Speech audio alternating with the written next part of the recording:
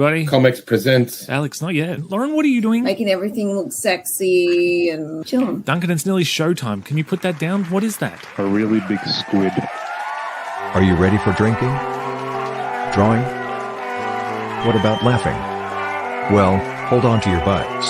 It's the ComX Friday Night Drink and Draw. With your hosts Sizzle and Spedsy, and the man they call Quick, plus Australia's most attractive artists and creators, many of whom have books for sale at comx.shop. Hey, Sizzle, what say we start the shizzle? Man, I hate sheep, eh? Night Drink and Draw brought to you by ComX. We're here every week bringing together Australia's greatest artist, a character created by every week's special guest. This week's special guest is none other than Darren Close of Killaroo fame. And our artist will be drawing his character, Killaroo, aka Rufus. And for something different, we've also have a special guest host, Daniel Best. Hear me, people. Hear me. Come on. Huge thank you to Darren for joining us tonight, and huge thank you to Daniel for jumping in the hot seat in the last minute. Our artist drawing tonight, of course, is the man who is quick. His name is Nick. Next to him, we have Duncan Pranavicious, then Alex Major, Deadly Dave Dye, and Angie Spice. Now, Dave, whenever you're ready, buddy, start drawing. There you go, mate. Right. Good. Starters, take your marks. Now, Daz, Yep. you obviously have been asked these sort of questions a million times, so it's handy we've got Daniel here to ask a few that you haven't been asked. But in preparation for tonight's show, I was having a bit of a squiz and noticed this old-school Ryan Vella drawing of Killaroo, which just so happens to tie into what's going on at the moment. I know you've probably given the spiel a million times, but do you want to give it again one last time for Old Man Rufus? Okay, yep. Just oldmanrufus.killaroo.com is the web address to the Kickstarter. And it's a futuristic look at the character. So we're jumping forward to the year 2050, and Australia's quite a different place at that point after nuclear strikes and so forth. So, yeah, just... Is it from China? What? Did the Chinese throw the nukes at us? Or is it New Zealand? It's New Zealand, isn't it? You'll have to wait and read, Alex. That's the beauty. I can just make any of it up that I want. 2050. Are we net zero or are we dead? Depends on how the next election goes. You're not predicting? That's me. That's me. No, that's so yeah, just Ryan Vella's drawing this particular book, and he's knocking it out of the park. Some of the best art I've seen from Ryan, actually. Certainly, he's normally has a very underground kind of style, but he's gone quite mainstream for this one, so it's good. Well, how does it work? It suits the character better. Yeah, like looking through some of your books, you got some big names. Even on your early books, there's some big names in there. How do you go about choosing a Ryan Vella for this new book and stuff? Like, are you looking at a pile of names and thinking who would suit, or how does that work? It's probably just a case of who I can afford and who's available and wants to commit to like a 40-page story. There's not too many artists that want to do that it's not their own property. So, just a case of, I saw the work that he was doing with Gary Challoner for a Nick Morton Stone book, which looks amazing. And I just thought, I remember saying to Gary, and I said, well, as soon as you're done with him, he's mine. So we sort of arm wrestled over him, and I've got him for the short term. That's awesome. Do you go for different artists each time you do one of the books, or do you just go for whoever you? Well, it's usually just a case of, does an artist want to keep doing? A lot of them sort of after one Killaroo book, they're like, all right, well, I'm going to go off and do my own stuff now. So it's not a case of not wanting them. It's just a case of they're busy doing something else. So you just take what you can get and sort of mold it into a story package that'll work. Why don't you draw more? Is that new friends tonight? Awesome. That's too much hair Yeah, there is too much hair there. I'll keep that in mind. on both of us. Ugly Nick's is trying to be nice, guys. Don't need to. He's trying to make you guys all look like in your early 20s. I can go darker, boys. Daz, now you're obviously an accomplished artist yourself. How early into the Killaroo journey did you first pass off the drawing gig to someone else, and what was that like? Pretty much immediately.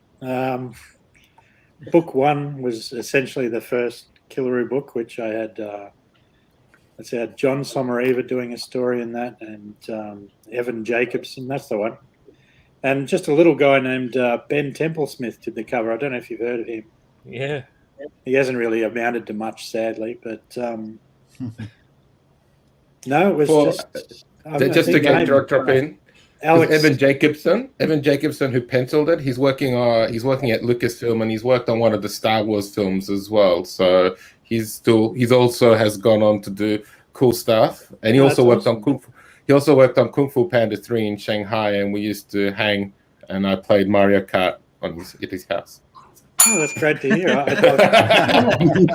I just wanted to drop it in just because Evan's a talented artist, but he's also a talented animator and a talented 3D artist, and I think it's really cool that he started his creative journey in some sense on Killaroo.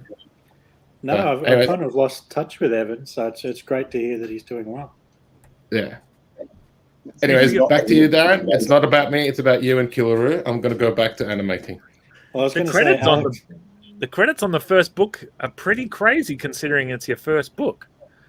Like, as I was trying to say, Alex and Daniel are probably the only ones old enough to remember the ComX forums, which is pretty much where I basically met so many of these artists, and they were all putting together.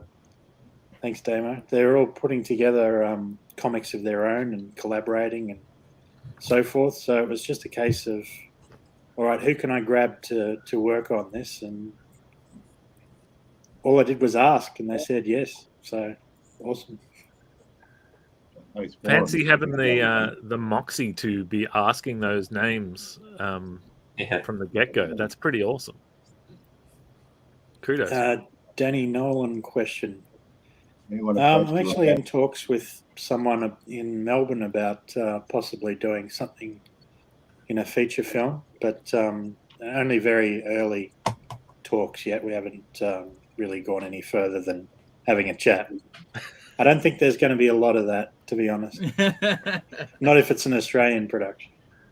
But we'll wait and see. Wow. You just watch. Who would you want to do the voice of Rufus? I think you've got to go with Hugh Jackman, don't you? With Hugh?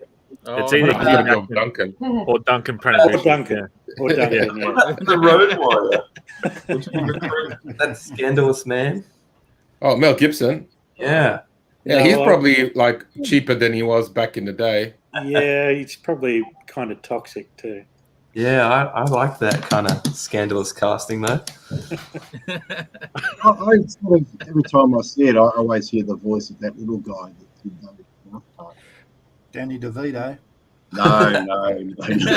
No. They. What's his name? Oh, it doesn't. See, yeah. Tom Hardy would make a good Killaroo. Well, having seen Venom 2, I'm not sure. Oh, okay. What about Russell Crowe? Oh, Russell. I know where he lives. I mean, not like that, but I know he's Vegas.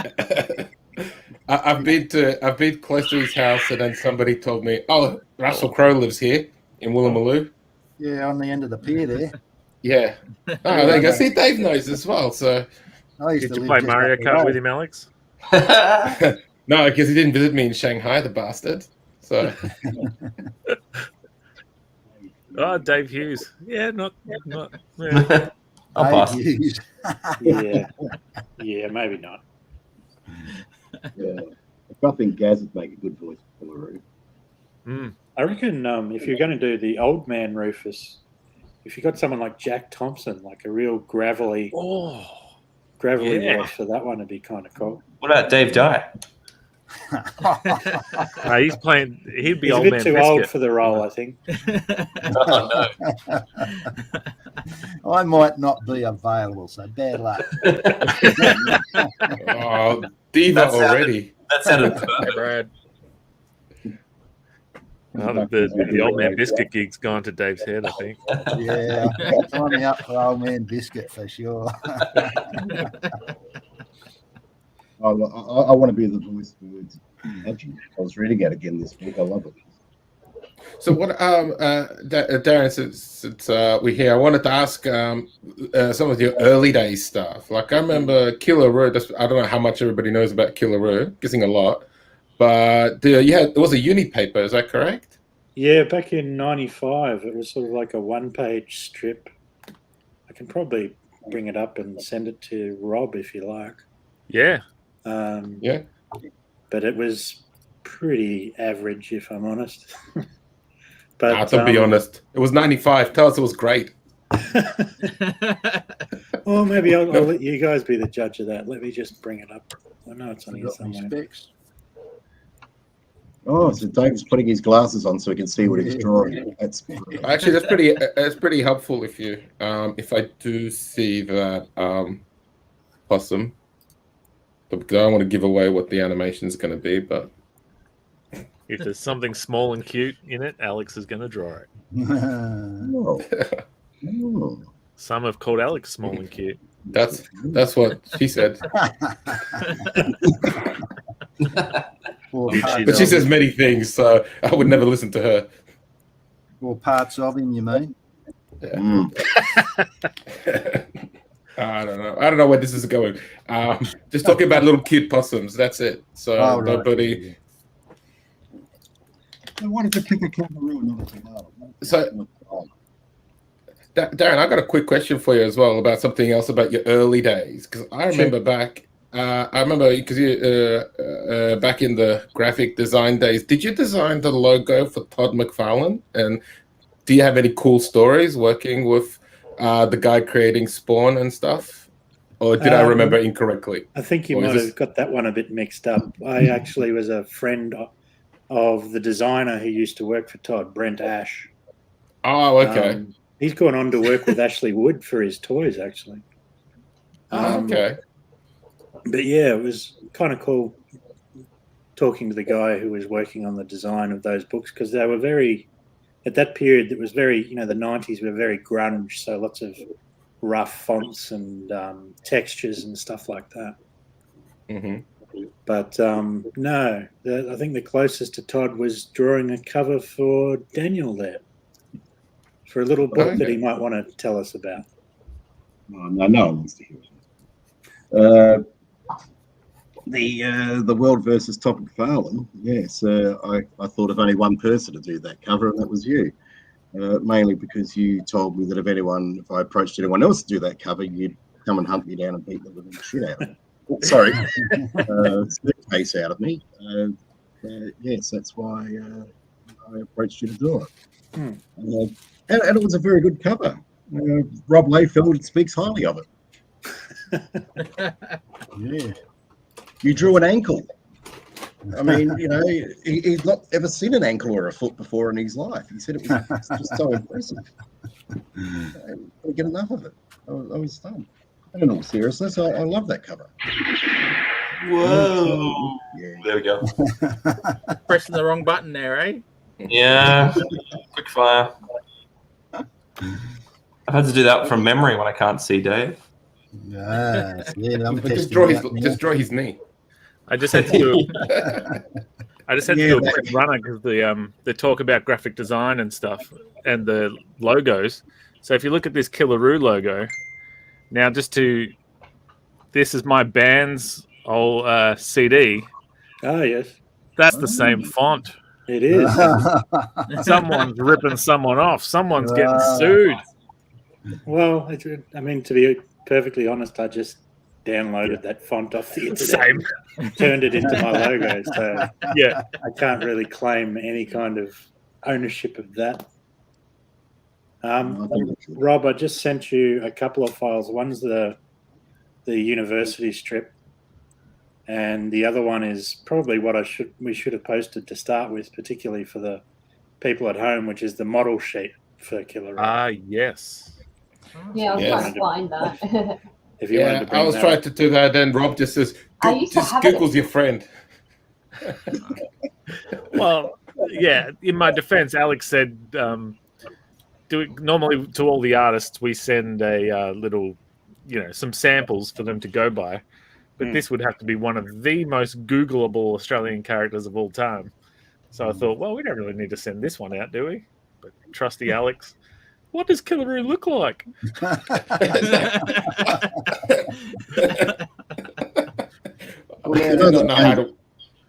You know that Dave Dye doesn't need a model sheet. He just looks in the mirror. What? Some have said Dave Dye is a model sheet. Let's go back to like the good old days when the internet was dial-up. Darren. So I go back to the ComX days. Like one thing I remember was really cool was that it was actually a very good place for us. A lot of indie artists actually get out there. Like one cool thing Darren did was he hosted my daily comic strip, Goats on Ice. I had my own little forum and people were there busy giving feedback and comments or questions and stuff. It was pretty cool. It was very cool because I love my comic strips and stuff. And it was really cool to have that little thing. But there were also a lot of other famous artists there as well, who didn't work in China. Do you have any cool stories? Like who was like some highlights of some incident, like positive ones that happened in that area? Some of the cool people that stopped by, or some people that have gone on that have used that platform to go to other things, or how that led to your Killaroo story? Pick one. Probably the artist that I'm probably most in touch with from those days is Jason Badawa, who just recently did a book for DC called Joker Harley Criminal Sanity. It's like a 10-issue mini-series for their what's that imprint? Vertigo? No, Mature Age Black. Vertigo, right? Is it Yeah, DC Black Black Label, or I think. something? Black Label. Oh, okay, sorry. So yeah, he just recently finished doing that and got some pretty good feedback on that. And he kind of went the commercial artist angle in. So he's worked in Hollywood, but on things like The Flash and things like that. But generally for advertising agencies who need to get some collateral done to promote those programs that they have a license fee for. That sort of Didn't he do the Heroes comic? He did. Cool. Those forums were a bit wild west back then, to be quite honest, Darren, and you sort of led the way. I remember a lot of nastiness and bitchiness. Yeah, I do have wearing each other along. I do have some not pleasant experiences from those days, but I tend to just move on from that stuff, try not to dwell on it. But yeah, I think the early noughties were a good example of the best of Australian comics, and probably the worst as well. Oh, nice! I only remember the good parts. Nice one, I was Dave. looking great. You drew that from a mirror, didn't you, Dave? He kind of looks like he's been skipping leg day there.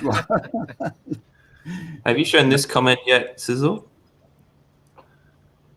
No, it hadn't. So I've been in the pictures. I'd love to see Killaroo travel back in time to protect Sarah Connor from the Terminator. Yeah, watch out, folks. The typos around here, I'll get you. Is it a typo? Wait, what's a tot? Like a potato gem thing? That's what I'm going with. Yeah, right. Cool. Potato tot or whatever. Yeah. At a time. Yeah. Tot. I thought it was a little kid. It was a tot. I thought it was Peter Dutton for a second. Yeah, actually, I was going to say that. Yeah. My Killaroo skipped leg day as well. Like totally. Hey, just I'm not even trying to do legs. Looking good, mate. Nice. Excellent. Very nice. And for those drawing at home, this is the character sheet that Darren was talking about. Very nice. Oh, great. Looks nothing like what I'm drawing, but oh well. It looks too much like a wallaby after all. That one's by Dan. Don't take my advice. What's on his feet, Darren? At one stage, we gave him these kind of foot, I don't know what you call it, some kind of kick pads? pad. But he doesn't wear those anymore, really. So just to disregard those. I've been trying to get in touch. I've been trying to get in touch with him to get him to redraw it and remove those, but he's a hard one to get in touch with these days. Who was that, Darren? Daniel Gibbs. All right. It's a Queensland artist. Oh, right. Yeah. I'm there. Is that why? Because they're 1 hour away from Melbourne. 1 hour, yeah. And then this is the university strip that Daz was talking about. Yeah. Nice. So the possum's angry and he wears no pants. Got it. And there's a good look at my logo skills that you were talking about before. Yeah. Is that the same possum, like in continuity? Is it? No. Flick it up. I can't see it. Oh, sorry. Can you zoom in on it or See it something? now, Dave? Now I got it. Yeah. And then you got to do it twice. Yeah. I'll do you Oh, twice. right, yeah. You certainly changed a bit since then. A little bit. Dave, you're If I looking was at the Todd spoon, McFarlane, I'd it's be like on the left. Make a logo. On the left, not on the right. Yeah. Not the spoon. Not the spoon. Okay. Oh, left. Oh, yeah, right. Yeah. You crazy bugger. Of course I know. If you were Todd McFarlane, you would what, Alex? Oh, if I was Todd McFarlane, I would totally hire based on that drawing. Said, "Oh, do me a logo for my hockey team." The Kickstarters. I actually wanted to ask you about your Kickstarters. Todd's trick with a lot of Todd, your Kickstarters. Is it true that you actually back your own Kickstarters and that's why they're so successful? You've got a bottomless pit of money. You just make up all these accounts because you get hundreds of thousands of dollars in when other people get like $20. How do you explain that? Come on. How do you explain me having all that money? You you can answer that. You started off with a big bundle of money and you just keep putting it back into the Kickstarter. It never goes in. Based on what? Based on the fact that you're so successful with Kickstarter. You're the one that researches people. Show me your evidence. Show me your research. You won't be fascinated to read it. What are you doing with all this money? I mean, besides living it up and drinking beer every night. Quick, we're going to need a picture of Darren on the moon next to Jeff Bezos. Using his Kickstarter money to hang out with William Shatner. You're an amazingly wealthy man, Mr. Close. Yeah, even if you didn't know it, mate. Yeah. And your bank manager doesn't know it. Well, the problem with doing Kickstarters that unlock so many stretch goals is you have to make them. And things like my first Kickstarter, I had like a hard enamel pin as part of the rewards. And I don't know if anyone here has tried making their own enamel pins, but for about, I think it was 300 pins, it cost me about $1,200. So right. that's the one there. They're very nice, Okay, but mate. Very nice. Lovely. So yeah, if you One don't sits next to me. Collector's if you item, don't that one. structure your Kickstarters well, they'll cost you money rather than You've making got to money. think of all the organization it takes to run one. All the So do time. you do your stretch goals before you launch your Kickstarter, or do you pick them up as you go? Probably the first 5 or 6 stretch goals are planned, and then I put like a little classified graphic to say, I'll reveal this when it unlocks, and that means I'll figure out what it is when it unlocks. It reveals itself to you as well. Yes. But I think on my first Kickstarter, they were set at every $500, and I just kept smashing through them. So I had to keep making more prints, more stickers, more postcards, more everything, and it just really added up in the end. So now I only do them at $2,000 intervals. So it doesn't cost me the earth to make these things. And I also learned to make a lot of them incorporated into the book itself. So at a certain level, if it's a thick book that I might intend to perfect bind, I'll make that a stretch goal. So when we reach that certain level, I'll upgrade the printing, and basically it's not costing me anything else. And all the value is going back into the book. How many other people do you?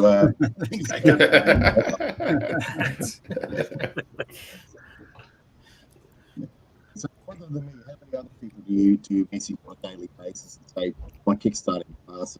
Sorry, it's a bit hard to hear you, Daniel. Daniel, I said, sounds other going than, is it? My sound's died. Oh no! No, you're there. You were just cutting out for a sec. Oh, sorry about that. I said, other than me, how many other people do you message on a daily basis saying, "Back my Kickstarter, I'll put your bloody head in"? Well, let's quiz the group here, and they'll probably say all of us. No, I've never been threatened with violence, so No, I can't say I have either. No. I feel cheated.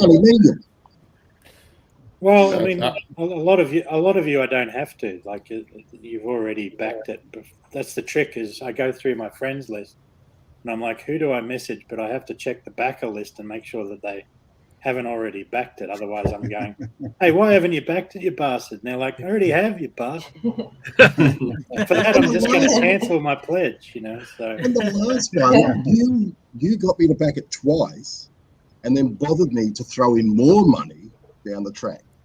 Well, I know you like original art, and there's some great Ryan Vella pieces available there. Yeah, it's a once in a lifetime opportunity, Daniel. I wouldn't want you to miss out. Daz, with the you're saying you were smashing the stretch goals on the first. That was the crossover with the Four Horsemen. Yep. So you obviously weren't expecting that to go as well as it did, in terms of no. What was? I mean, I assume that was, bad news in as much as you weren't prepared for it, but you must have been chuffed to see that sort of support.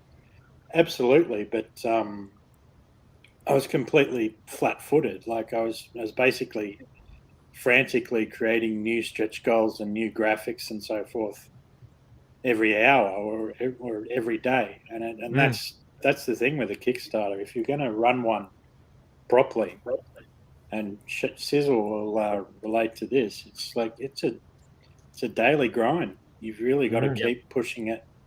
You got to keep finding new places to promote it, different Kickstarter groups, maintaining Instagram and YouTube videos, and it's constant.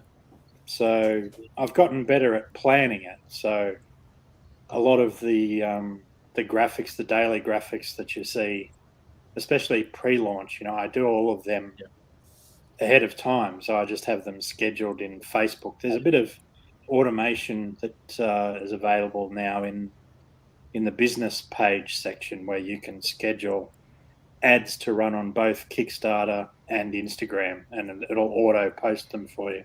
Mm-hmm. But it's not foolproof. There's been a couple of graphics that have been sent and they had a caption that went with them, but the caption got disappeared somehow in the process. So just so much monitoring. I see now that you're cross promoting Kickstarters. I mean, you're tying your Kickstarter in with Gary Challender's Adventure Illustrated, which of course you were in that one as well. So how has that changed the dynamics of your Kickstarters? It certainly helps. It's just a way, because most people communicate what they're doing and ahead of time, so I get to know what Kickstarters are coming up through some of the usual suspects, if you like. And I mean, the Adventure Illustrated one was a no-brainer, given that Killaroo is in that book. And the other one was with Rick McClune, which I've been doing the lettering for on that book. And Ben Sullivan, who was on the other week, was able to whip up a Killaroo Rick McClune picture, which we turned into a print.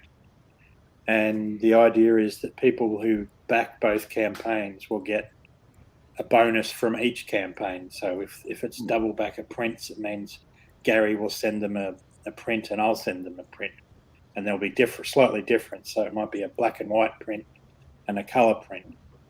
And it's just a smart way to promote each other's campaigns and give each other access to our separate audiences.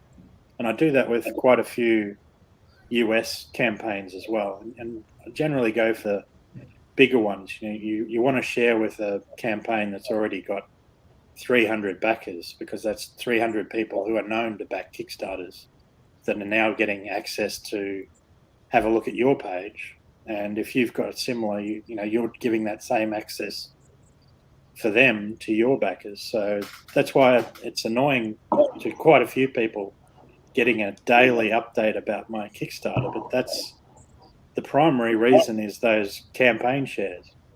Right, yeah. Well, you can always just delete them, Daniel. It's fine. I do, Darren. I do. I ignore them.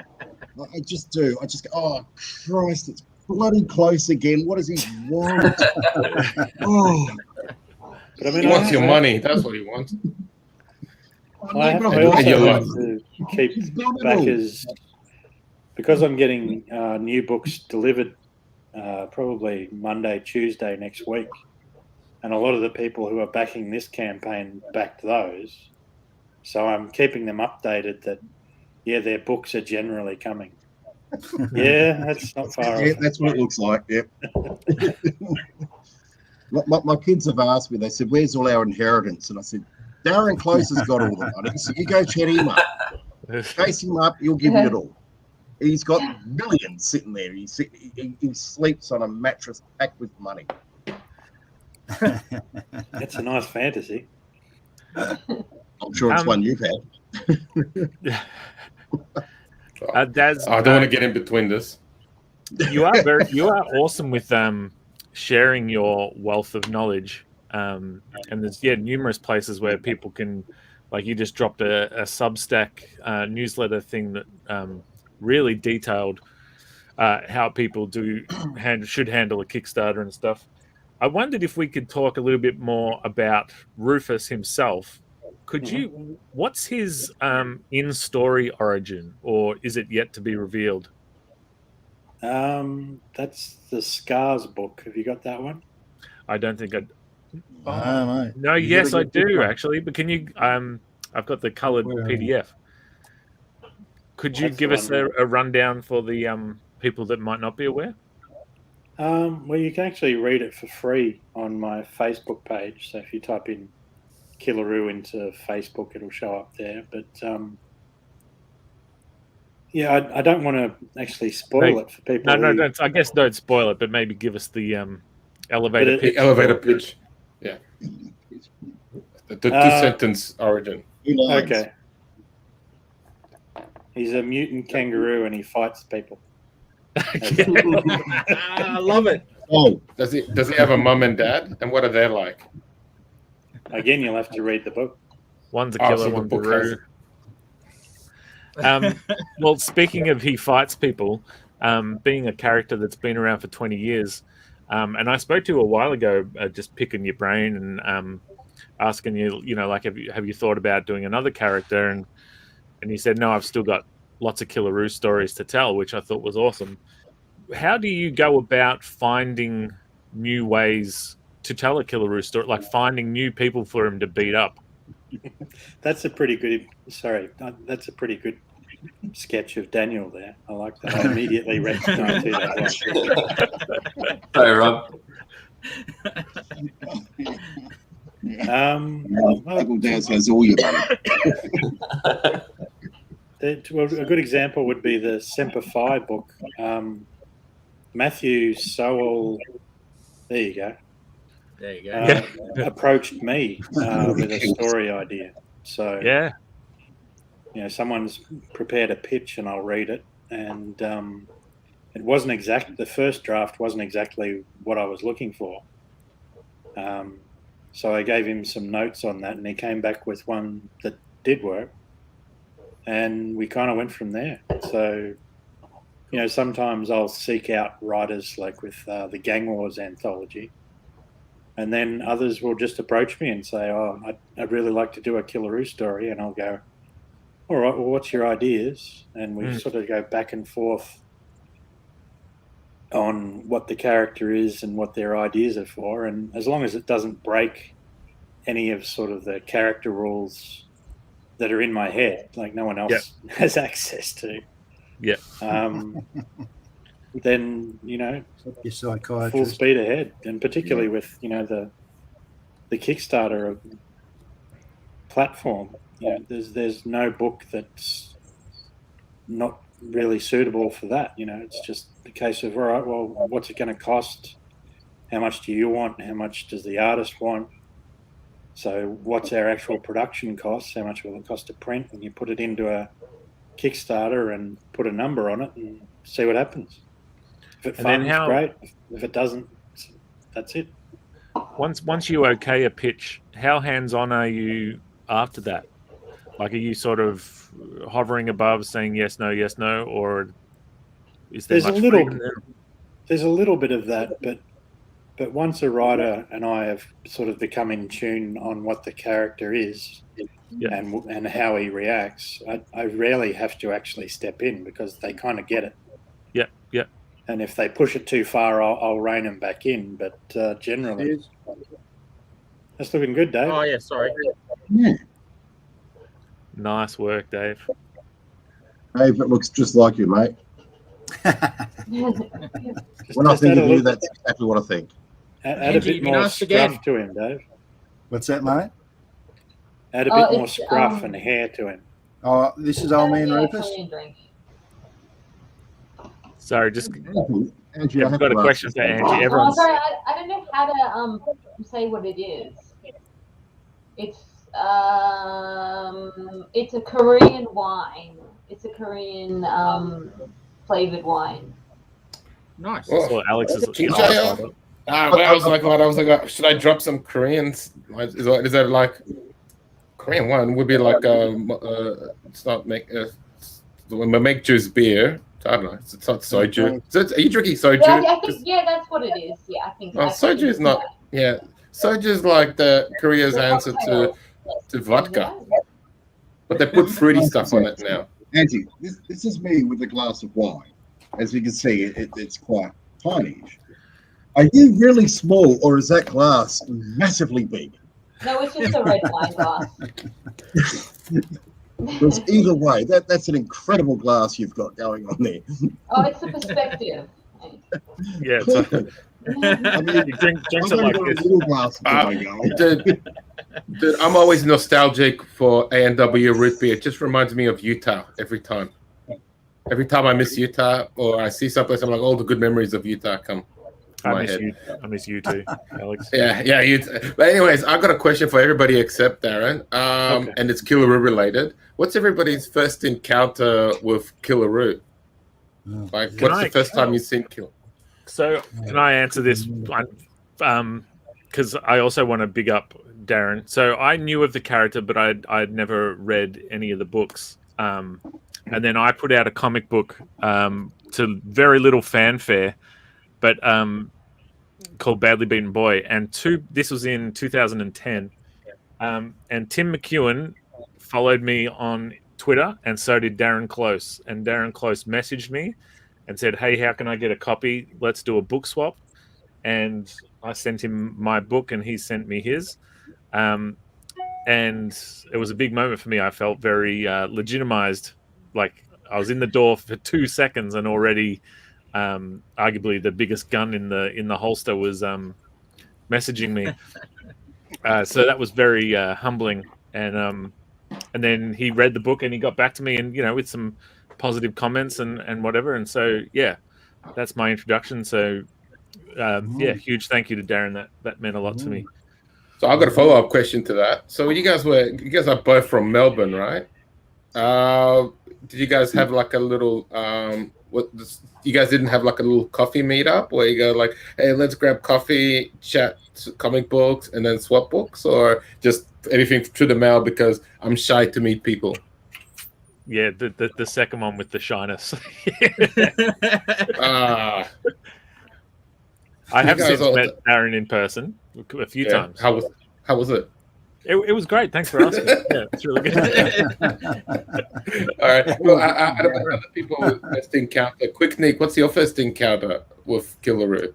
I feel like I've just always sort of known about the word Killaroo. Like, as in, I've known there's an indie comic called Killaroo before I even saw it, which is like the greatest thing about Killaroo. Is just the word, the name. People sort of know about it. So I couldn't actually tell you. That's what happens when you're young. Yeah. You can't tell people things. Yeah. What about Duncan? What's your first encounter of Killaroo? Me, probably about a year ago when I discovered Australian comics in general. Oh, cool. So not that much. I had no idea really that Australian comic scene existed until about a year or two ago. Oh, that's so fresh. Then I would come to know him more intimately when I voiced him in the cartoon. Very, very sexy. See, I'm just saying, like, not only are you saving money with Duncan, you're getting a better quality product. So I'd be like, drop Hugh Jackman. Like, screw him. He's already more like who Jackman? I'll do it for a sausage roll. You give me a couple of sausage rolls and I'll be there. There you go. Sweet.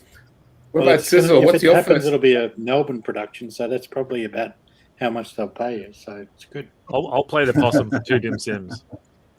I will play it for 1 dim sim. and no sauce. Yeah, I need 2 kebabs. So I lose out. Expensive. Soy sauce. What about you, Daniel? Alex's question, being the unofficial Australian comics historian. Oh no! Don't call me that. Okay, this is embarrassing, I suppose. My first encounter with Killaroo came from an artist that was a very close friend of mine and also a very good friend of Darren's, and that was an American artist called Norm Brayfogle. He drew Batman, amongst other things, but you'd know him from Batman. And Norm used to send me all of his preliminary drawings, his sketches and things. And I'd known Darren anyway. We'd spoken online a couple of times. And Norm sent over a whole pile of things because I'm throwing them in the bin. And I'd go, don't throw anything in the bin, please. And anyone, don't throw them in the bin. Just send them to me. So I opened them up. What's this with this kangaroo on a motorbike? What the hell is that? And he went, that's Killaroo, Darren Close's character. And so then I went to Darren. I went, I won't say what I said because I think this is for kids. Are we after 9 o'clock? So I can't say duh. So I said that. Yeah, that's my character, and I commissioned Norm to do a thing. And by the way, can I have those preliminaries, please? I went, well, no, because he sent them to me, but I ended up handing them over because, it was his character and what the hell. So I gave him the preliminaries out of the goodness of my own heart, which, of course, he's never acknowledged. Which is Daniel, you're so kind. Daniel, you're so kind. Darren's never said thank you for me. I handed him over at a convention, and I was waiting for Darren to actually give me a free comic book, but no, he insisted on charging me the full price for the comic books and then charge me an extra 10% to sign them. That's the kind of guy he is. That's why I'm saying he's rich. Well, you got a pretty good deal on that cover. I took the comic books at home and read them, and I actually was quite impressed. So yeah, my introduction to Killaroo came via an American Batman artist. That's a very good choice. That's a very interesting story. I'm just bringing up that Brayfogle piece, and I'll send it to you, Rob. Sure. It's a great piece of art. Oh, when he's sending it to you, ask him to send Darren, send him the preliminaries as well. If you scan those in, you should have. I don't know that I've got them scanned. Oh, you bastard! Oh, sorry. I hope I didn't say that out loud. I don't think it's part of the 7 dirty words, so you can keep saying that. Yes, of course, the 7 dirty words. Yes. Hey, Sizzle, while we're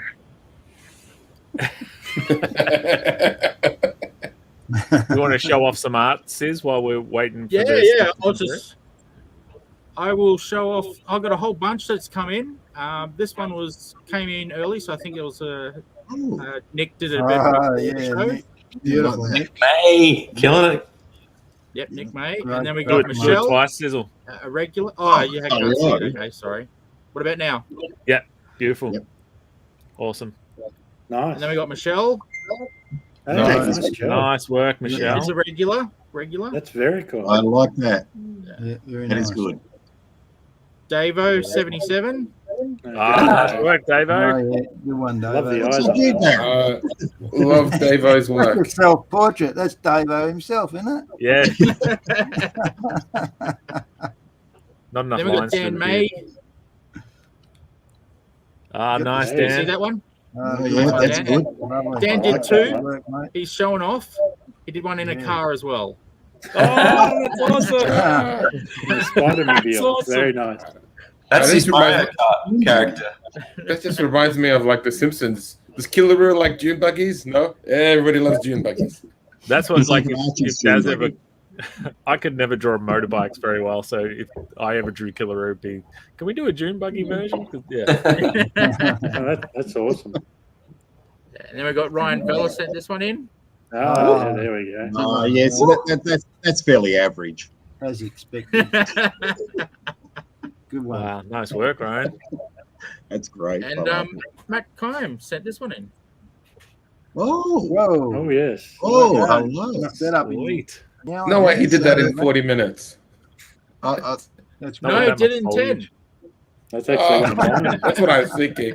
I was thinking, why would you spend so much time? It's like a 3-minute phone doodle. That's Oh, actually yeah. yeah, So far. that's your next Kickstarter. Is Matt Kime and you doing Killaroo and crossovers? We were until Fru contacted Matt Kime, and that kind of put the kibosh on that one. Oh, you can still do it. A weird Oh, situation. what's legal matters? I mean, I did a Todd McFarlane book without asking Todd McFarlane, could I use his name on the cover? But What's to say he's you chill. can't do anything? I thought McFarlane's a chill dude. No, he's not chill. You probably need to read his book. You read this book, he wouldn't be chill. So here's the piece Yeah, that Darren just sent there through. it is. Yeah. Oh, okay, that's what that is. Okay. I remember this one. Pretty Needs more, thrilled to get that. needs more from dune Tom. buggies. Who did that one? That was Norm Brayfogle, the Batman Right. artist. Yeah, Yeah, geez. Oh, stunning. nice. Is that the piece that you saw, Daniel? No, well, what I saw were preliminary drawings for it. So he Oh, right, actually right. had Yep. four drawing sketches that he'd done, and one of them was that one, and the others were just Killaroo in different poses. Right. And of course, when Darren found out, he was very, I'll trade you for them. Of course, he never did. He just stole them from me. He punched me in the face and actually knocked me down at a supernova and stole them out of my hand and ran away. Well, Takes very, very closely by Phil Bentley. Dan Best, the storyteller. should be So right. a typical Darren story. Yeah, and I was actually pitching a Killaroo story at the time, and he said, "Well, give me a look at those drawings," and I gave them, and he said, "I don't want to hear your story because it's probably crap anyway," and run off. Yeah. You did get a pretty good deal on that cover, as I recall. Oh, you're still going on about that bloody cover. I just don't know. To be fair, I did actually buy a cover from Darren on his last Kickstarter. It wasn't so much that I had to buy it. It was actually I had to buy it because he told me if I didn't, he'd break my legs. You don't want to get on Darren's bad side. He's like the Godfather when it comes down to it. If you think Tony Soprano, you think Darren Close. That's how it comes. I'm trying to think of a bigger villain. I don't know. Is Magneto a villain? Sort of. Yeah, that's what that reminds me of. Todd McFarlane a villain yet? Do I need to remind you about my awesome story about how nice Darren was to me? Darren's my Professor X if we're doing X-Men and things. Okay. Yes. A serious question for you here, Darren. What other comics, Australian comics that is, do you actually read and recommend to people? Other than your own sort of, jottings? Well, I wouldn't recommend my own. Well, that's good. There's nobody else. What a good salesman. I'm getting a sense that I should say something about the devil's toilet.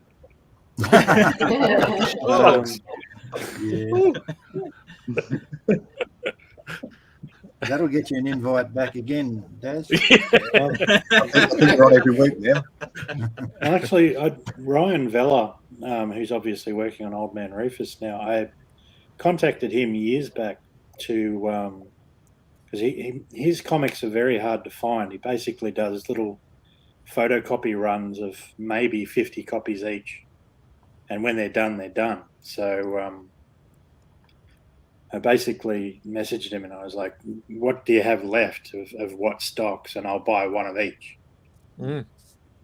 And I think he sent them to me for free. So he's not that bloke. smart. I mean, he did say yes to drawing a 40-page story for Old Man Rufus. So he probably needs some financial guidance. But no, I've always really dug his stuff. And another artist, writer is David Blumenstein, who works, I think he's president of the ACA these days, or he might have recently handed it over to Kathy Wilcox or something.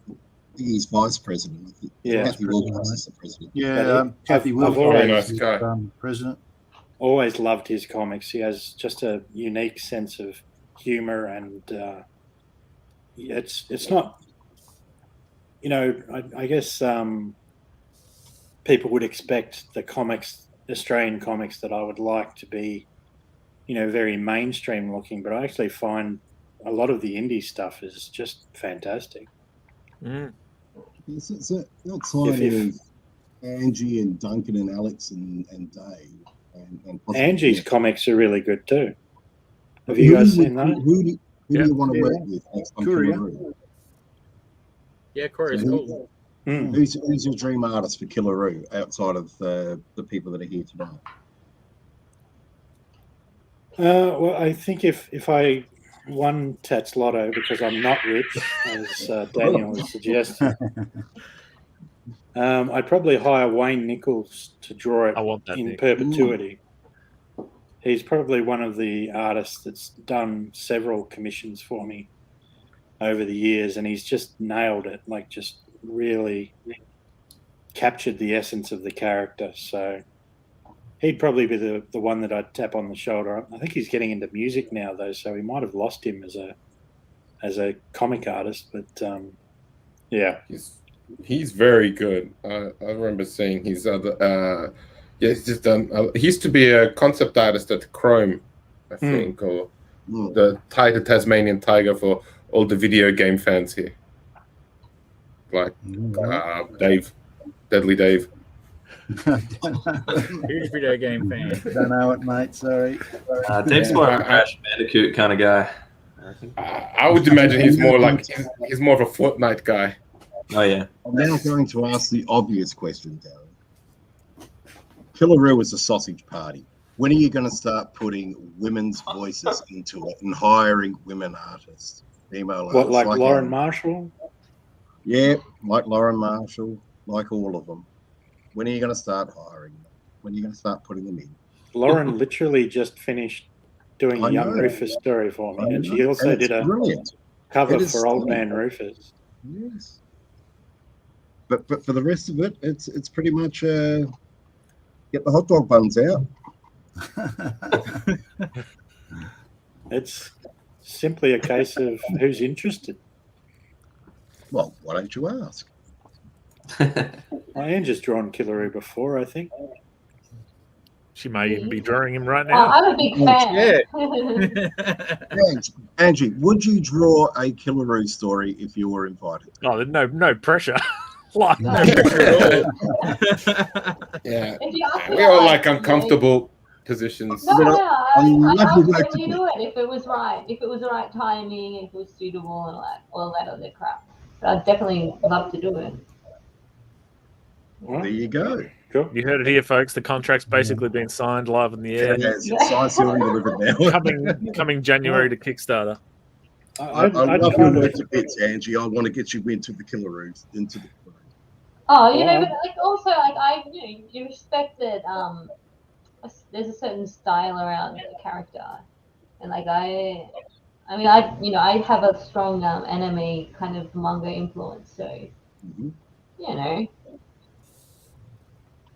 Having a different approach to it, different artistic approach to it, can only benefit it, because one thing that I detest with comic books is the same style going over and over and over, and artists doing the same things, and replacement artists doing the same things. One thing I've always loved is a book that picks artists, or a creator that picks artists, and they're different from the ones that came before them.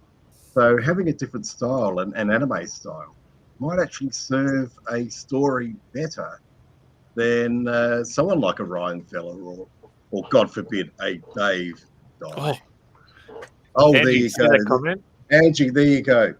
Oh, I think what I'm sorry, I'm a little bit tipsy, but I think what I'm trying to say is that, like for me personally, if I draw my characters, I kind of want them to have some sort of consistency within a style, within some sort of guidelines. And I think an artist shouldn't be offended or be. I mean, it's kind of like casting for actors for the movie. It's like you're looking for a particular thing. I mean, I don't know, but no, it makes perfect sense. That's great. It does, but I mean, the other thing. But if you do a Killaroo story, he'll do a Courier story. Yeah, I'll take up that offer. I'll take that up. But the other thing is, like a lot of the artists that I work with, they don't have their own ongoing series like Angie does, and they're important. They're generally they want to just keep making their own books, and I wouldn't want to get in the way of that either. Like I want more Courier books. So yeah, I think it's hard because a lot of us indie artists we're always like sort of grinding.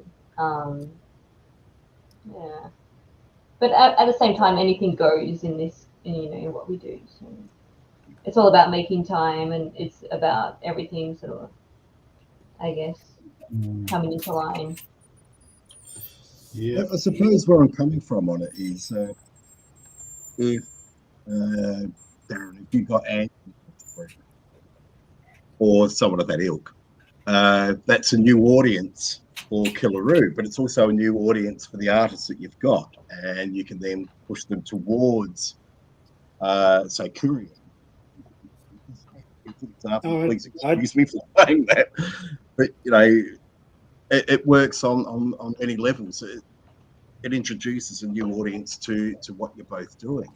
Yeah, I think I'd love to do cross promotion is a good idea for sure.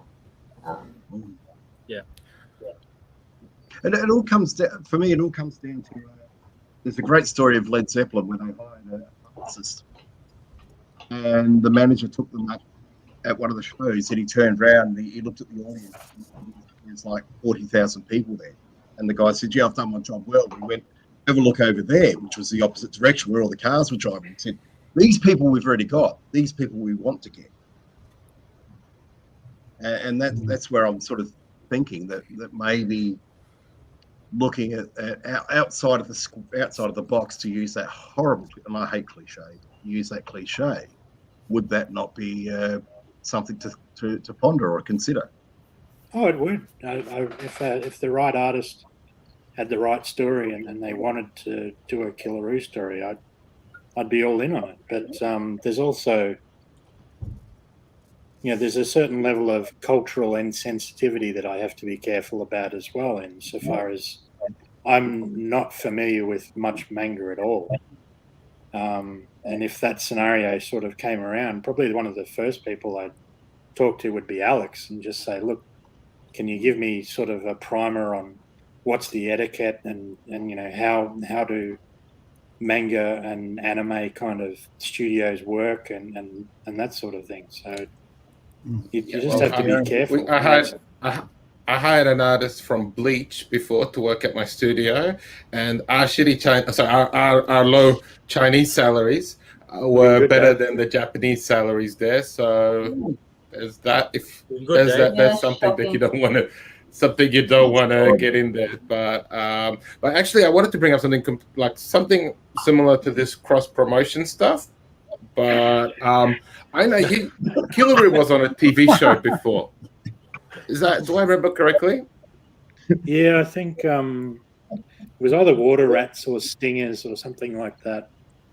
I think he's been on a couple of shows like that, but just as like a background prop or something like that. Like there happens to be a comic book on the wall and it's a Killaroo one, and I assume they did that because they were like, oh, well, we don't have to worry about getting the rights for that. Yeah. Well, you took the money. Like I said, I think Channel 9, someone from Channel 9 asked me and said, do you mind if we use this? And I'm like, yeah, go for it. And then I think Channel 7 just did it without asking. So I was cool with either of it, but it would have been nice to know that it was on. I would have watched that episode. Yeah. We all know that Gary Sweet is behind you right at the moment. We know. But yeah, it's kind of cool. Is there any other stuff that were they movies? Were there any? Do you have any celebrity encounters like with Daryl Summers or something like that?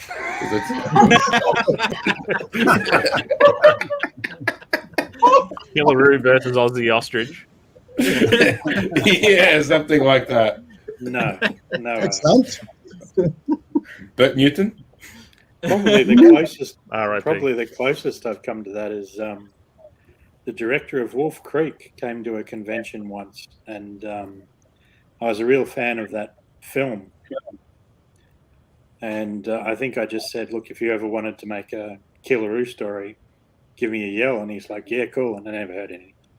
But he's kind of persona non grata in comics now because of a certain book called Sebastian Hawks, which never actually eventuated and kind of burned everyone who runs a Kickstarter from then until now. You still get people that are hesitant to back Kickstarters based on they didn't get their Sebastian Hawks book. So you're no different to them. So why should I back yours? I'm not going to see anything for my money. So. Yeah, and I still see him occasionally. He goes to supernovas and stuff with his kid, but he never approaches my table. But if he did, I'd just sort of go, everyone in this alley backed your book. You owe everyone in this alley money. For a book. So why don't you start buying some comics and giving them their money back? But yeah, he tends to. I think anyone who he knows is fully cognizant of that. He just sort of steers clear. So, yeah, I love the movie. Hate the guy. Yeah, that's a sad story. But I got you're one of the few success stories because when I was getting into comics, it was still about getting that newsagent's distribution. That was like the goal in the 90s and stuff. And you made a success of it without that. Is that right? Or did you have newsagent's distribution? No, I never had newsagent distribution. Actually, someone in the comics is Shanimation, which is Damien Shanahan. And he was very successful in that, in not only getting his books into newsagents, but Also They used to across show- the country in show bags. Before, Before, I think before or after Dylan did. I can't remember. After Dylan came first. Okay. Yeah. Dylan set the bar very high on that. I'd love him. But no, I kind of came in. I kind of came in after that, and newsagents. I mean, the one to talk to for that would probably be Baden Kurgan with his Black House Press, and Nat Carmichael with Comic Oz. Oi, oi, oi. Oi, oi, oi, that's the one. So they were the most recent ones that I know of who tried newsagent distribution, and I don't think they had fun stories to tell for it. So no. Newsagent distribution is quite painful. Newsagents are kind of dead. Like you're lucky to find the Phantom in newsagents now. Yeah, I think that's why Biden said he turned to printing. Yeah. I did newsagents in 1999, so that was when. Yeah, then it made sense, but even then it was just like you had to have upfront money. You had to have upfront $3,000. That was the magic number, and I did 2 issues like that, and I was like, well, glad I did it just as the experience. I was 19, it was a good score, but it's interesting because you came just right after that. So I think like with me, with Keyline and Scott with Doll Boy, I think we were like one of the few last super indie book guys, just guys with pens, papers, inks, and a spare $3,000 to do comics. And and then after that, you still made a print comics kind of viable. So did you have any like cool stories and how that became viable, like with how you did your own distribution, how you found your audience, how much OzComics.com helped, or stuff like that, or conventions? Yeah, I think the primary one was conventions. I was there at sort of the start with Daniel Zachariah's convention, which was originally called Comic Fest. I remember. I was at the first one of that. And did we meet at the? That was at the in the Sydney Tower, Centrepoint Tower, wherever that. That's right. Yeah, probably. Yeah, I was there. Yeah. Hey, let's go. How was it, Alex? How was it meeting him in person? Who, Darren Close? Yeah, you asked me too. Yeah, I was. I'll be honest. I thought because I knew him from online, and at the first comic conventions, I don't remember meeting too many people. I talked to Doug. I remember meeting Doug Holgate. I remember actually being starstruck by Tim McEwen because like I loved Platinum Grit and Greener Pastures, and I saw Tim McEwen. I was like, oh my god, Tim McEwen, and I still like that. But anyways, yeah. So that's all I remember, and I think I would have consciously remembered properly meeting Darren would have been at Fox Studios. That's right. I think that's when King's had a store there, didn't it? Yeah, I had a bunch of but it was like I also met like a bunch of other old comic artists as well. There's Niall O'Connor, which is Zelda McNunis at the time. Do you remember him, Darren? I do. Yeah, so he's also get your bell ringing thing ready there, quick, Nick. He's in Shanghai right now with his wife and kid, doing Chinese comics. Alex, when you met Darren, did you wish you'd swipe left instead of right? Mate, no, we just went straight to the bathroom. Oh, which one of you invited Daniel to this conversation? I was Duncan.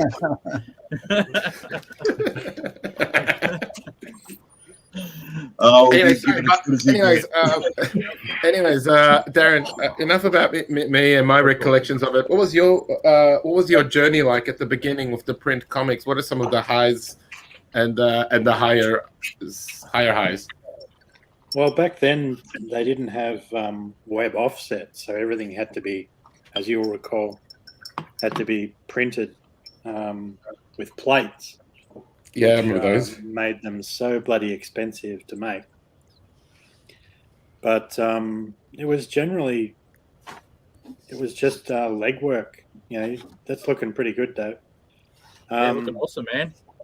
Yeah, it's awesome. Nice work. I still insist that you've just been looking in a mirror, Dave. Looks so much like him, mate. Seriously, I'm looking at it and I'm thinking, that's Dave Dye.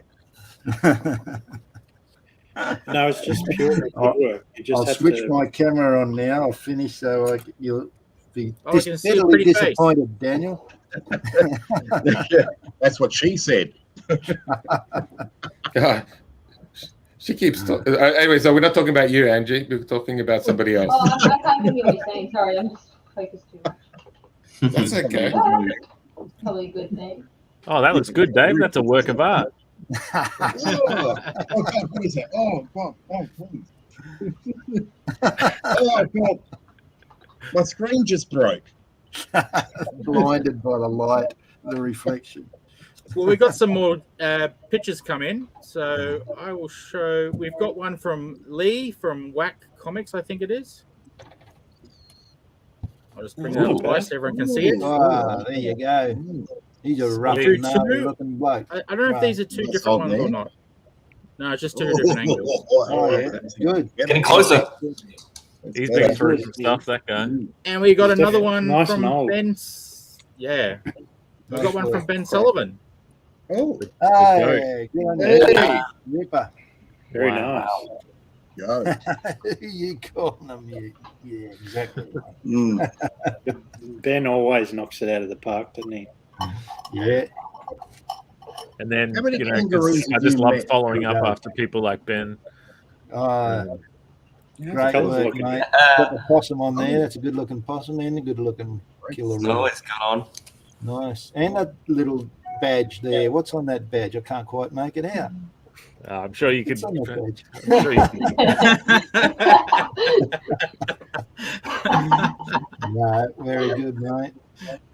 I think Always you kept squeeze up it in with there. That's them nice. And no, I won't say anything because it takes a while to upload. Oh, don't worry about me. I'm downloading stuff. So someone else talk while I download things. Just following on from... I am also downloading something. Okay, so Darren, I need. I'll give you I an just unlimited- I just I'll give need you 5 an more unlimited, minutes. And then Sorry, Darren, I'll give you an unlimited line of credit. Which Australian artists are you hiring to do Killaroo for one story? Wayne Nichols. Oh, come on. You've already said Wayne. Come on. Go for someone that's realistic. Who's your hero? Be kind of cool to get an Ashley Wood one. Mm-hmm. there you go. Okay. Or maybe Justin Randall. Mm-hmm. Are you So fishing who's for a gonna be a particular part of the name? next Kickstarter? Yeah. We got some Dan, more. I've uploaded Dan, it what's now. If we want to just. Dan Watts would do a good job. Oh, yeah. Daniel Watts Yeah. is a good artist, great artist. Christian Rue. Bloody Yeah, brilliant already got him. He did one of the prints for Old Man Rufus. That's right. I remember mentioning Rue doing Rue. I remember mentioning that on a post on Facebook. Cool. Maybe it's not in the spirit of things, but is there an American artist, or you would from your childhood, like any like Marvel, DC, or Is that where Daniel was going? Was it? McFarlane. That's who he'd want. No, you're wrong. Oh, come on. You're close. It'd be Eric Larson. Eric? Nice. Yeah, Oh, yeah, okay. Good choice. yeah. Savage Dragon fan, so yeah. Savage Dragon, yeah. Yeah, I've got all 260 episodes. Have you ever issues of Savage approached him? Dragon.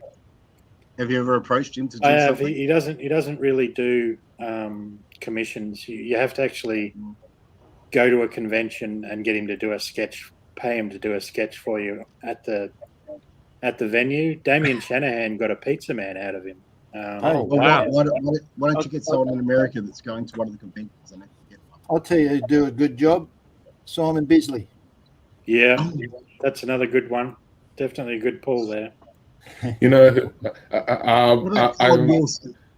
I'm not. You know what? I'm just gonna, because if I mention that dude's name, it's gonna come off wrong. So I'm just gonna ask: did you like Tank Girl growing up? I actually wasn't aware of it until after I'd published the first Killaroo volume. But Jamie Hewlett's art just good. But Yeah. since I've I dealt with quite a few people going, so you just ripped off Tank Girl with this. And I'm like, no, I didn't. I wasn't trying to go there. I just like his art. But I actually got a Brett Parson Killaroo commission last year, which was pretty damn sweet. Oh, cool. So I actually love the book. So it's just... if anyone anyone was to do a kangaroo in a comic, it's always probably going to be lined up with Tank Girl's bloody kangaroo. It's unavoidable, how can true. It's just going to happen. I didn't even know about Tank Girl either. Oh, right. Because I did different characters. I know Tank Girl, but I didn't know about a kangaroo sidekick or whatever. Yeah. Oh, didn't you? Right. Yeah. Look, Well, when I the saw main thing- Killaroo, and the minute I saw Tank Girl, I thought Skippy the Bush Kangaroo. So I mean, no matter what happens, it's all going to go back to Skip. Yeah. And Clancy, Everything goes back to and all Skip. those sort of things. It's Devereaux. Okay, so I'm just, No, it's Devereaux, funny. yeah, that's right. When I'm at conventions, I very regularly get people saying, "Oh yeah, Killaroo, is this like from Tank Girl?" And I used to go, "No, it's not." And now I go, "Yep," because if I say yes, they're going to buy it. Oh, okay. I go, I'd "Yeah, say Skippy on steroids. Booger's Drop the cousin." spin off. Yeah, it's a but do you enjoy the work now that you saw it? Like, did you? Yeah. Like, I do. Once you read the characters, they're very different because Booger's kind of like more like a dopey character, and Killer is not that. No. Yeah. What you do know the problems that Tony Hewitt had with Tank Girl when they were doing the movie with the kangaroo, and the filmmakers were putting it together, and they said, so it's a guy that's pretending to be a kangaroo, and he went, no, it's a kangaroo. So it's a guy who's been mutated into a kangaroo. And he went, no, it's a kangaroo. Right. So it's a guy who looks like a kangaroo. And he went, it's a freaking kangaroo. So hence they cast Ice-T and dressed him up to be a kangaroo, which looked really bad because they couldn't understand that in Tank Girl it was actually a kangaroo. It's also obviously a lot more expensive to do a real looking kangaroo, or at least it was back then. Oh yeah, I've met a couple of kangaroos that would have fit the place. Shane, I dropped off the GIF in case. Yep. Oh, here we go. I've already uploaded it, Sis. Look at Yeah. that. Well, we got a picture from Brad Pinkersgill as well. Oh, from cool. Who's watching? Oh, looking good. Cool. Oh, wow. Oh, Cool, hello. right? Wow. That's great. Nice Wow. work, Brad. Yeah, good, mate. Great stuff, Brad. Beautiful. Smack Well that out done. of the park. And do you want to show yours, Angie? Okay. Oh, that looking is pretty awesome. sweet. Oh, Holy crap. well done. Yeah, see now, if Darren's not approaching you to do the next series, I don't know what's wrong with him. And we People also take got to Twitter, Duncan. #Killaroo Angie. I like how you Angie, just that is assume great. all I have to do is ask. So much pressure. Oh, good. Nice, Duncan. Yeah, Been kidding. Nice one. Been kidding. Nice one, Duncan. Oh, got a knife in there. very good. Yeah. Right up to the hilt, too. He's Jeez. not great at Yeah. dodging by the looks of it. Tail got in the way. Bloody thing. So, that's everyone. Except, Alex. well, I said except. Oh, Uh-oh. Except Well, where maybe. we, I guess we're at that part of the night where we find out who is the hottest. Wow, Watch it, so point yeah. to the blank spots. Okay, here we go. So- Mhm. You didn't build it up much, Sizzle. Today it's you, the It's audience. the audience. It's the audience. The audience is the hottest in Australian comics. little Congratulations Joey. to you all. Nice one, Oh, Alex. Yeah. That's a great I animation. look forward to like taking that. back my crown next week. What's happening in his pants, Alex? I So wonder it's a what. possum. Yeah. Awesome. Oh, okay. Oh, But is thought that was a- that where you keep your possum? I thought that was a pre. Oh, I see. Yeah, it is. Yeah, it's like a pre-point Yeah, I was going to. I was gonna. It looked a little bit different at first, but then I was like, oh, I'll just draw two bulbs coming out, and then it's like, and it's not like he's a shark, because if it was a shark, it would be rude because sharks have two bits. But he's not a shark; he's a kangaroo, so he just has the one. But if there's two, it's obviously a possum inside. Anyways, yeah, it's all common Australian stuff. Oh, thanks, Ben. Thanks, Ben. Cheers, Ben. Ben could have come on. We got a spare spot. Yeah, funnily enough, I didn't. Half a dozen. I didn't ask him because it's a bit of a pain in the butt for him to get organised. So, cheers, Kevin. That is something. What is wrong with my friggin' thing? That's something that I didn't finish reading that. It doesn't sort of promote himself as much as he should, and it's something that people will agree with, that he is always approachable and always free with his advice. He's one of these creators that I've met, and I've met quite a number of creators over the years, and some of them are really secretive with what they do and how they do it and how they succeed. Darren isn't one of them. If you ask Darren for advice and say, look, how does this happen? He's open. He'll tell you. How does it work? I'll tell you how it works. How do you succeed? I'll tell you how it succeeds.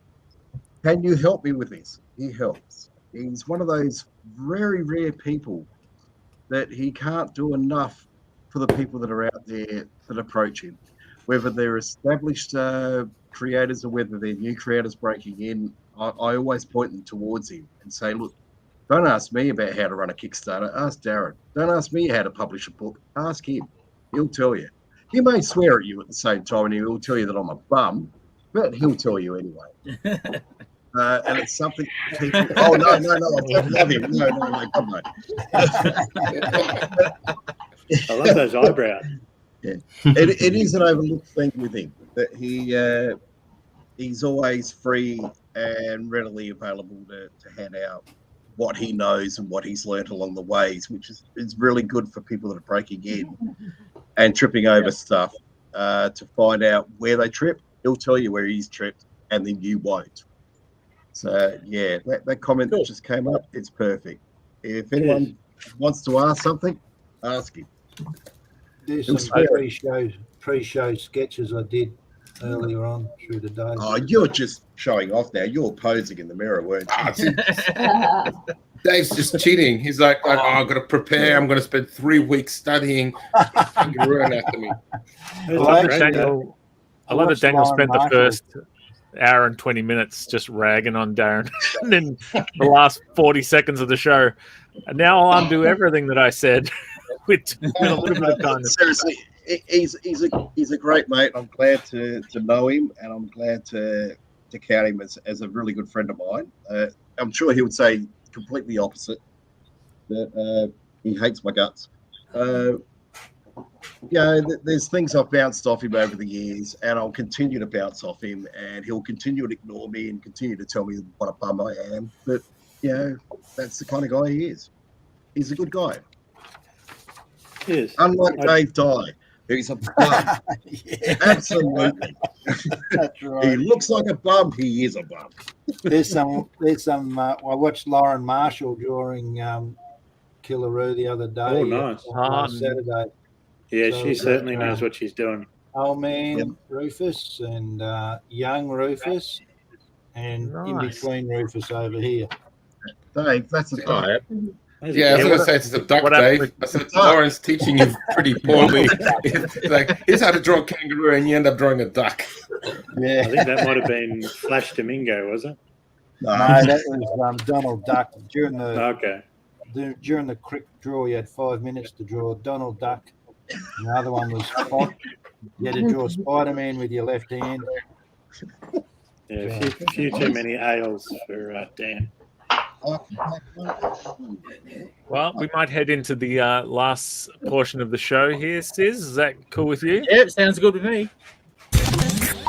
This poor person is looking through the newspaper for info on what projects our artists have been working on. And this lost individual is using a map to find where she can follow our artists on social media and buy their books. How about we save them the trouble and just tell them? We call this next segment shameless self-promotion.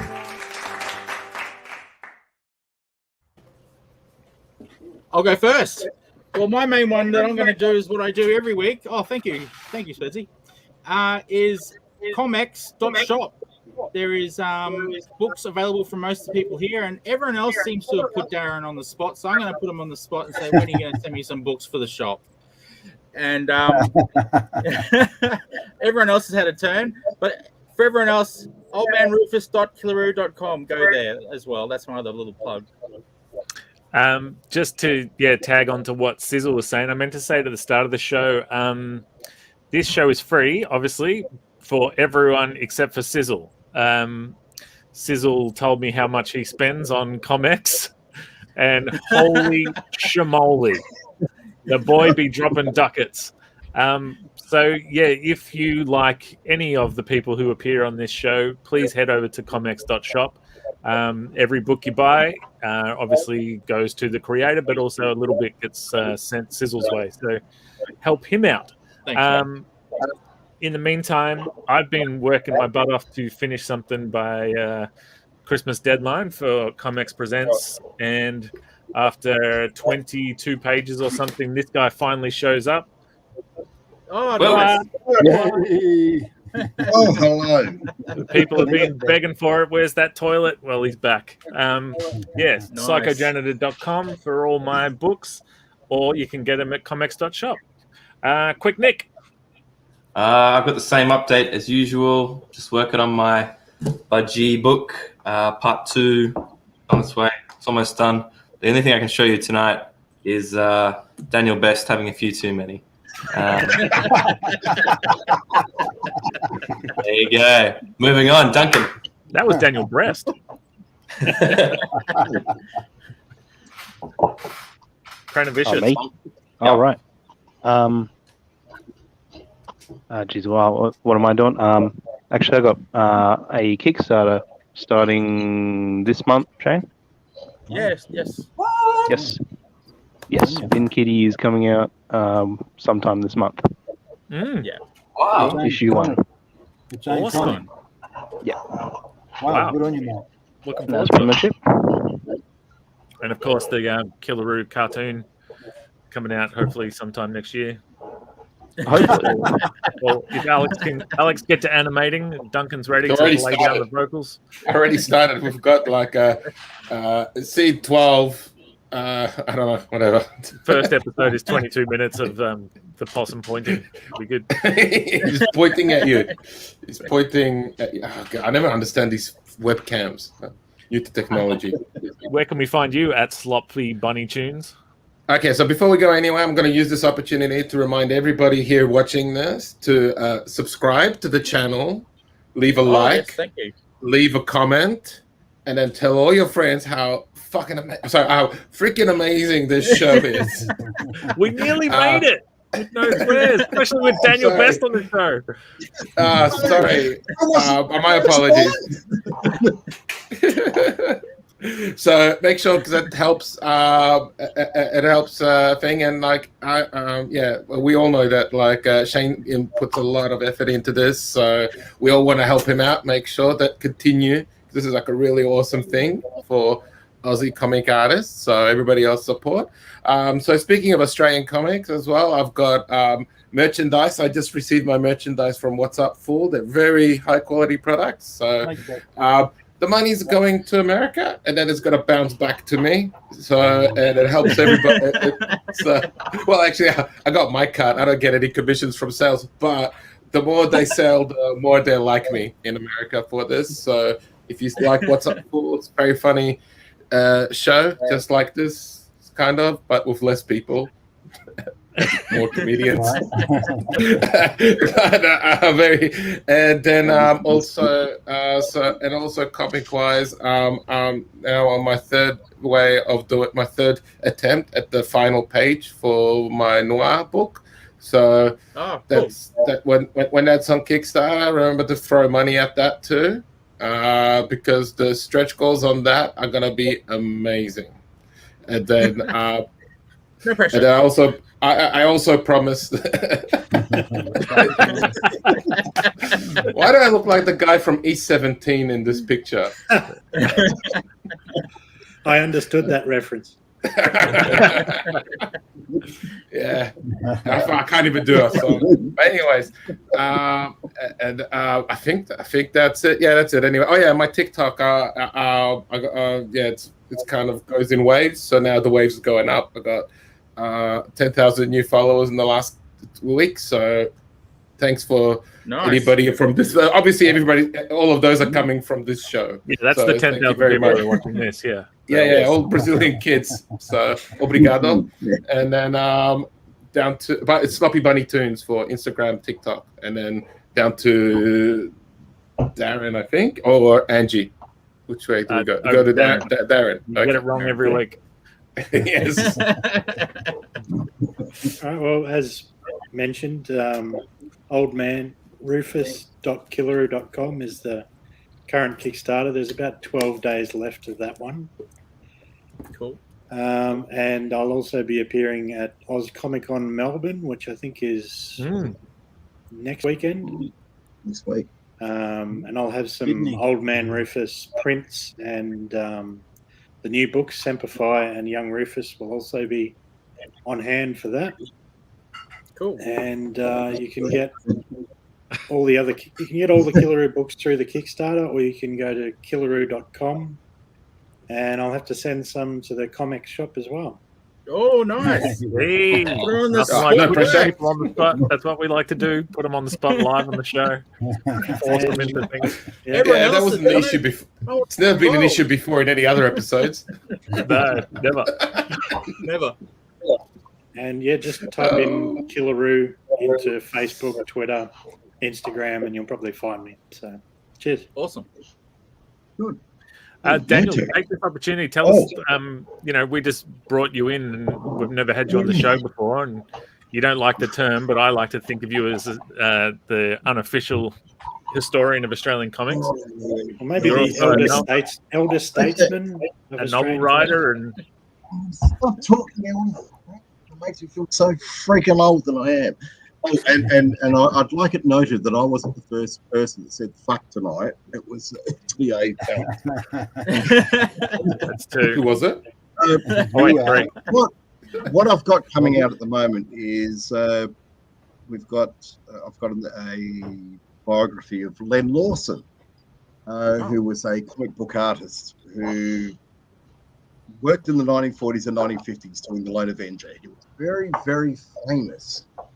Extremely famous. All the kids loved him. He had the highest selling comic book of the 1940s and 1950s. And then he went on a sort of a spree of crime, which included rape and murder. And I've written a biography of that. Not the ending I was expecting. No. Yes, no, it's not what anybody expects. He was very notorious. He was one of the few prisoners in the New South Wales prison system who was locked up, never to be released. And he died in prison. I've written the biography of him, and in doing so, which has taken me quite a number of years to finish, discovered things which haven't been reported before. Gary Challoner has been pushing me for a long while to get this out, and he's done a beautiful cover for me, laid it all out, and it's going to be going live on Amazon probably by the end of the weekend. Oh, wow. Cool. Nice. Yes, other than that, the book which will come out from me will be it's tentatively titled, and I think it'll be continually be titled, the True History of the Cyclone Gang, which is the story of Cyclone Comics and the guys that were involved. And there will be things in that book which you did not know, things that you probably didn't want to know, and things that you do want to know. That'll be out next year. But what's coming out more recently will be a book called Monster, the story of Len Lawson, rapist, murderer, and comic book art. Daniel, when that finish on such a bad note. I'm also trying to pitch a story of Killaroo to Darren, but he keeps telling me to get stuff. When that when the Cyclone book is about to drop, we'll have to have you on the show and we'll all draw our favourite Cyclone character while you tell us about it, because sounds. I want to read that now. That sounds Yeah. great. I want to do another attempt at Gary Challoner drawing. Yeah. Yes, what we've got to do is actually what we're looking at the moment is artwork into place, getting the layout done, cover done, and then I'll be ready to drop. And that'll be, and this is all, I blame Gary for this because he's the one that's pushed me towards this. It'll be the first in a series of histories of comic books throughout the eras. So I'll be covering the Melbourne scene from 1980 onwards. I'll be covering Cowtown comics. I'll be covering Darren's Killaroo. I'll be covering everything over the next. Awesome. As it's tied me up for about the next 10 years. That sounds nice. And in the meantime, I'm still writing my own stuff, which will come out sort of in between. So yeah, my wife tied me up once. Yeah, it's still too much hair. Too much hair, mate. Mr. Dave Dye, what about you, sir? I've got comics for sale and in ComX shop, in the comic shop. Cool. Also on Owner Indie, I have comics for sale and books. I'm currently working on a story for Amazing Tales. You can't see anything. It's blue pencil stuff. Okay. Very light. Horses and cattle, buffalo in this story. Nice. It's a short, small story. Dave, I've got a quick question. When is your horse going to make a cameo? We all brought in our pets. Like I seen Rob had a dog. I dragged my cats into this once. It was not a successful story, but they were here, very scared. Duncan's cat was there. I want to see a pet horse, dude. I reckon he's awesome. No, I talked to him this afternoon, and I mentioned it to him. He's very camera shy. Is it? I don't think he's up for it. You know the horse. There we go. Oh, we've got a pet. I lost Daniel's audio. Oh. Yeah, so did we, mate. Yeah. So I love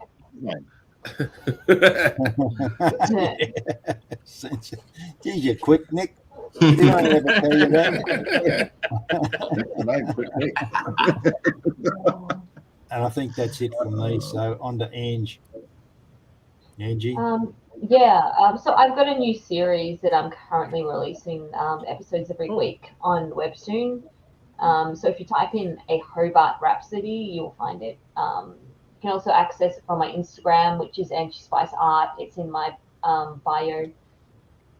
You can get courier from a few comic book stores around Australia, or you can go to my online store, which is angiespice.net.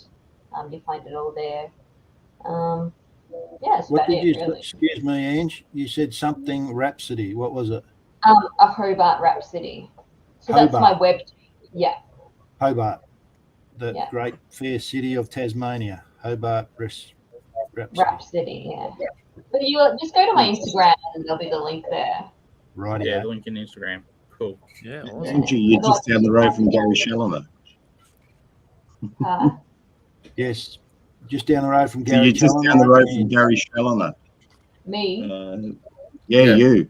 I wish I was there. You're in Tasmania, right?